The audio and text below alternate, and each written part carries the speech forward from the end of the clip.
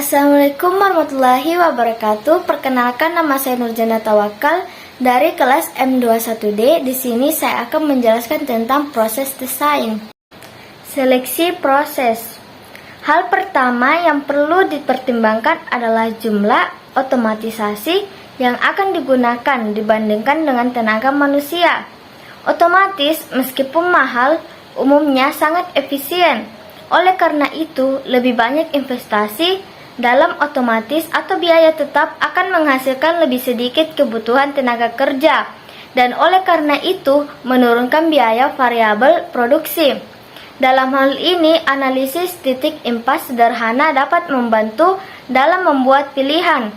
Untuk setiap urutan proses yang akan dibandingkan, biaya tetap dan biaya variabel ditentukan. Biaya tetap seperti biaya perkakas khusus yang diperlukan untuk mengatur proses yang tidak bergantung pada volume output. Biaya variabel seperti tenaga kerja langsung dan biaya bahan yang bervariasi dalam proporsi langsung dengan volume output. Pada gambar di atas menunjukkan bagaimana total biaya dari 3 urutan proses, yaitu A, B, dan C, berubah dengan volume output di samping pendapatan terkait. Gambar tersebut menunjukkan bahwa untuk kuantitas di bawah V1 tidak ada urutan proses yang memulihkan biayanya. Untuk kuantitas antara V1 dan V2, urutan proses A adalah yang paling ekonomis. Untuk jumlah yang lebih besar dari V2, proses B menjadi yang paling murah. Dalam contoh ini, untuk proses C tidak kompetitif di semua tingkat output. Tata letak fasilitas. Perencanaan tata letak merupakan masalah yang penting karena efisiensi operasional akan dipengaruhi oleh efek tata letak yang dipilih pada faktor-faktor berikut. Yang pertama, jumlah perpindahan antara proses bahan atau pelanggan. Yang kedua, kesehatan keselamatan staf dan pelanggan. Yang ketiga, tingkat kemacetan dan jumlah kemacetan. Yang keempat, pemanfaatan ruang dan tenaga kerja serta peralatan. Yang kelima, tingkat persediaan barang dalam proses yang diperlukan. Dalam tata letak operasi layanan mungkin ada faktor lain yang perlu dipertimbangkan sebagai akibat dari partisipasi pelanggan dalam proses, yaitu yang pertama, ekspor produk maksimum. Dalam tata letak toko retail, pembelian dasar stasiun check-out sering diposisikan jauh dari pintu masuk toko, mengharuskan pelanggan untuk berjalan melewati pajangan produk lain yang lebih menguntungkan, yang mungkin membuat mereka tertarik untuk membeli. Yang kedua, suasana lingkungan fisik, seperti dekorasi, tingkat kebisingan, musik, suhu, dan pencahayaan dapat memengaruhi penilaian pelanggan terhadap layanan. Berapa lama mereka tinggal dan berapa banyak yang mereka belanjakan.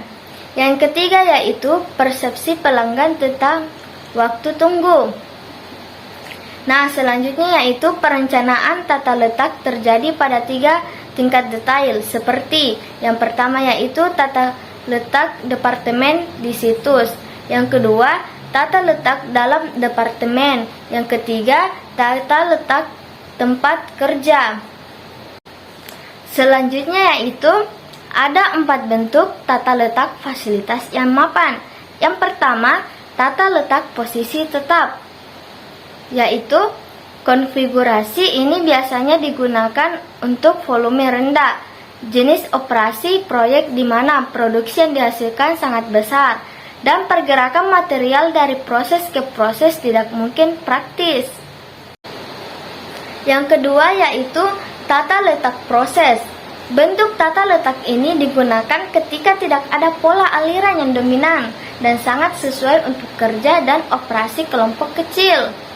Nah, pada gambar di atas adalah representasi skema dari tata letak proses, menunjukkan 3 dari banyak urutan proses pekerjaan.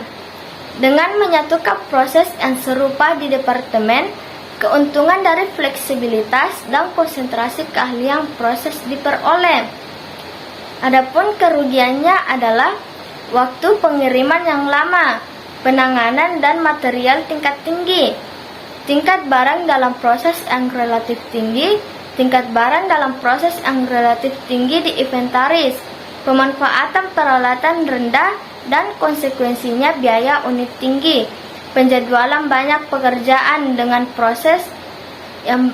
rute proses yang berbeda melalui tata letak proses sambil memantau kemajuannya, termasuk yang paling menantang tugas untuk manajer operasi.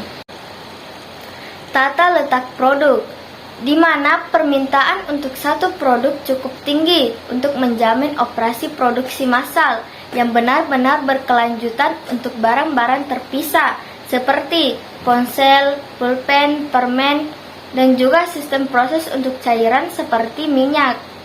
Dimungkinkan untuk memiliki jalur produksi otomatis yang dirancang khusus untuk menggabungkan tidak hanya urutan proses, tetapi juga sistem transportasi otomatis yang memindahkan produk dari proses ke proses secara serempak. Yang keempat yaitu tata letak sel atau grup.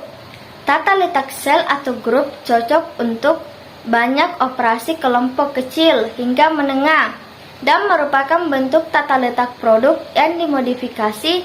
Perbedaannya adalah bahwa produk yang diproduksi dalam tata letak produk memiliki persyaratan urutan proses yang identik dan jelas merupakan anggota dan satu keluarga. Misalnya ukuran dan warna yang berbeda dari gaya sepatu tertentu. Nah, produk yang diproduksi dalam tata letak sel memiliki persyaratan urutan proses yang serupa, tetapi tampilannya mungkin berbeda. Nah, itulah tadi sedikit penjelasan dari saya. Kurang dan lebihnya mohon dimaafkan. Wassalamualaikum warahmatullahi wabarakatuh.